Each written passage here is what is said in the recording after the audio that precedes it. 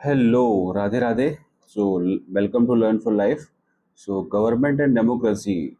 This is the second part of that video.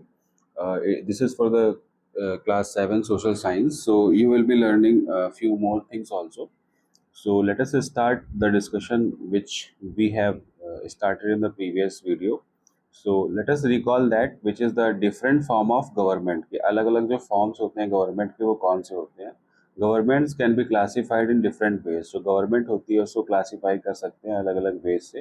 पहला आता है डेमोक्रेसी. डेमोक्रेसी क्या होती है? Power rest with the people either directly or through elected representative. Power rest करती है लोगों में या तो डायरेक्टली या तो इलेक्टेड रिप्रेजेंटेटिव्स के थ्रू. रिपब्लिक का मतलब क्या होता है? Head of the state is an elected representative. Head of the state जो होते हैं वो एक इलेक्टेड रिप्रेजेंटेटिव होते हैं. वो हेरिडेटरी रूलर नहीं होते हैं. मोनार्की का मतलब है power is held by a king, queen or emperor usually by hereditary right. Power जो है हेल्ड की जाती है किंग के द्वारा, क्वीन के द्वारा या एम्परर के द्वारा, और हेरिडेटरी राइट होता है. डिक्टेटरशिप का मतलब होता है power is held by one person with absolute authority. Power held की जाती है एक पर्सन के द्वारा एब्सोल्यूट अथॉरिटी में. ओलिगार्की का मतलब होता है power is in the hands of a small group of people. Power जो होती है छोटे लोगों के हाथ में होती है. थियोक्रेसी का मतलब होता है power is based on religious authority. Power based होती है रिलीजियस अथॉरिटी पे. Ruled in the name of God, और गॉड के नेम पे आपकी रूल की जाती है. ठीक है, तो अब नेक्स्ट हेडिंग हम लोग की होती है वो क्या है आपकी? What is the most important for a representative democracy. सबसे पहला बात यही है कि फ्री एंड फेयर इलेक्शन हो. तो फ्री एंड फेयर इलेक्शन का होना बहुत इंपॉर्टेंट है रिप्रेजेंटेटिव डेमोक्रेसी के लिए.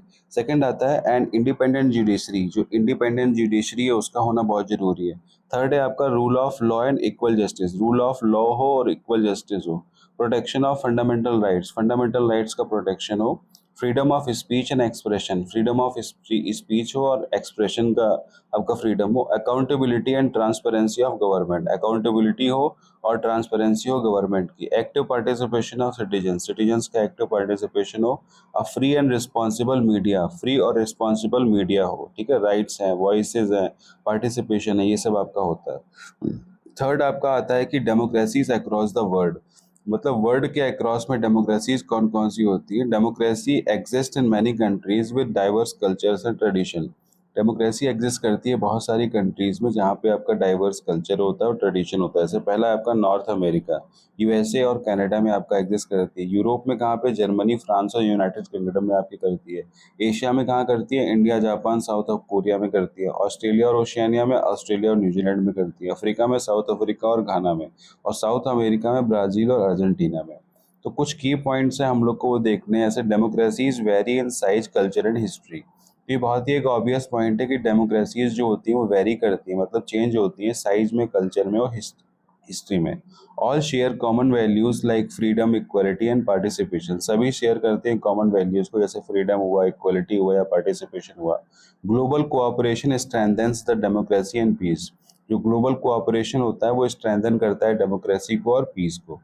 इसके बाद जो आता है आपका, ये हम लोग ने थर्ड पॉइंट पढ़ा है. फिर हम लोग आते हैं फोर्थ पॉइंट पे. फोर्थ पॉइंट है आपका the three organs of government. जो गवर्नमेंट होती है उसके तीन ऑर्गन कौन कौन से होते हैं? In a democratic government power is divided among three branches to ensure balance and prevent misuse. जो पावर होती है वो डिवाइडेड होती है तीन ब्रांचेस में ताकि इंश्योर हो बैलेंस और मिसयूज आपका प्रिवेंट हो. जैसे पहला आता है आपका लेजिस्लेचर. ये क्या करती है? लॉ बनाती है. इलेक्टेड रिप्रेजेंटेटिव होते हैं, इसमें डिबेट्स और लॉ पास होता है और बजट अप्रूव होता है. Hold executive accountable. इसमें जो आपका एग्जीक्यूटिव होते हैं वो अकाउंटेबल होते हैं. सेकंड आपका आता है एग्जीक्यूटिव. एग्जीक्यूटिव क्या करती है? लॉज को इम्प्लीमेंट करती है. Runs the administration. एडमिनिस्ट्रेशन को रन करती है. Provides public services. Public services को प्रोवाइड करती है. Includes president, prime minister and council of minister. ठीक है, प्रेसिडेंट, प्राइम मिनिस्टर और काउंसिल ऑफ मिनिस्टर इसमें इन्वॉल्व होते हैं. थर्ड आता है आपका जुडिशरी. जुडिशरी क्या करती है? लॉ को इंटरप्रेट करती है. इंडिपेंडेंट इसमें कोर्ट्स होते हैं. इंटरप्रेट करता है कॉन्स्टिट्यूशन और लॉज को. Protects fundamental rights. Fundamental right को प्रोटेक्ट करती है और ensure justice for all. Justice for all को इंश्योर करती है. Together they ensure justice, equality and the welfare of the people. सब साथ में मिलकर वो इंश्योर करती है जस्टिस को, इक्वलिटी को और लोगों का जो वेलफेयर होता है उसको. हम लोग नेक्स्ट आते हैं कि वाई डेमोक्रेसी मैटर्स, जो हमारी डेमोक्रेसी होती है वो मैटर क्यों करती है। तो पहला पॉइंट है ensures equality and dignity for every citizen. ये इंश्योर करती है इक्वलिटी या डिग्निटी जो होती है हर एक सिटीजन के लिए। Allows people to participate in decisions that affect their life. ये अलाउ करती है लोगों को कि पार्टिसिपेट करें डिसीजंस में जिससे उनकी लाइफ अफेक्ट होती है। फिर आता है promotes peace tolerance and respect for difference. ये प्रमोट करती है पीस को, टॉलरेंस को, रिस्पेक्ट को डिफरेंसेस के लिए। Protects rights and freedoms of individual and minority. ये प्रोटेक्ट करती है राइट्स को, फ्रीडम्स ऑफ इंडिविजुअल को और माइनॉरिटीज को।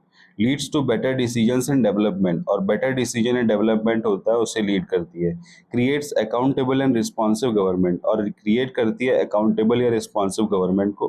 Democracy is not perfect but it is the best way to ensure people's voice and a better future.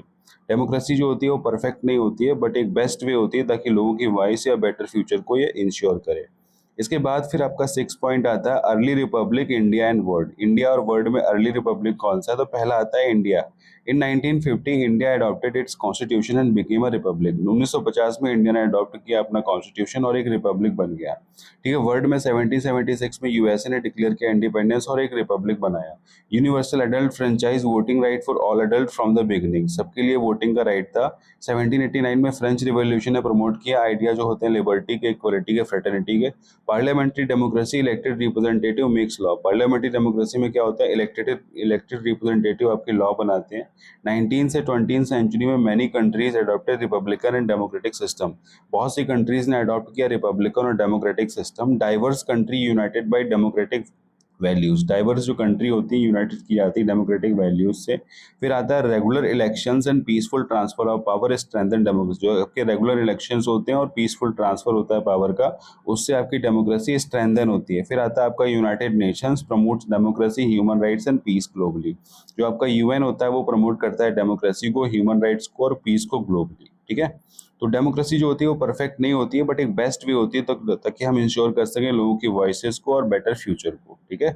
I hope कि आपको समझ आया हो। तो ये आपका था गवर्नमेंट और डेमोक्रेसी के बारे में पूरा topic. Okay, so this was all. So I hope कि आपको समझ आया हो। कोई भी आपकी प्रॉब्लम हो तो आप कमेंट कर सकते हो। So thank you for watching. Bye bye and Radhe Radhe.